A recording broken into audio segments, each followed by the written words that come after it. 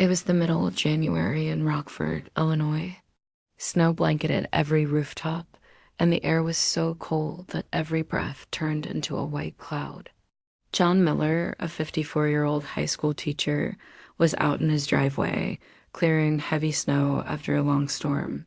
The sound of his shovel scraping against the frozen ground was the only noise in the quiet night. Then it happened. John suddenly dropped the shovel, clutched his chest, and collapsed face first into the snow. Inside the house, his wife, Emily, heard the sound of metal hitting the ground and ran to the window. Her heart froze. She sprinted outside, screaming his name, but John was not moving. Within seconds, two neighbors rushed in. One was Linda, a retired nurse, and the other was Mark, a volunteer firefighter. Without wasting a second, they began CPR. Emily's hands were shaking as she called 911, her voice breaking as she begged for help. Minutes felt like hours. The snow kept falling. John's skin began to turn pale and cold. Finally, the wail of sirens cut through the silence. The paramedics jumped out of the ambulance, placing pads on John's chest and shocking his heart again and again.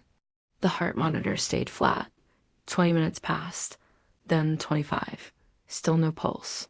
Emily dropped to her knees in the snow, tears freezing on her cheeks. She began praying aloud, "God, please bring him back to me." And then a sound no one will forget. Beep, beep. The heart monitor lit up. John's chest rose as he took a shaky breath.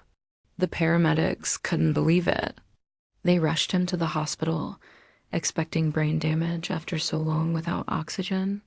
But the next morning, John opened his eyes, smiled at Emily, and whispered, "I heard your voice. It pulled me back. Doctors called it impossible. Emily called it a miracle." Today, John and Emily host a yearly prayer breakfast, inviting the two neighbors who saved John's life. And John travels all over America, sharing his story with churches, schools, and events, always ending with the same words: never ever give up hope. God isn't finished with you. You can't give up when there's still people praying for you. What's the moral of this story? Well, sometimes in life, we get so caught up in our own problems that we forget there are people around us who genuinely care about us. So remember, just like John, even in the darkest of times, as long as there is someone out there praying for you, hope is not lost. Keep believing, keep hoping, because miracles do happen. Now, if you want to hear another amazing story about hope and prayer, click the video on screen now.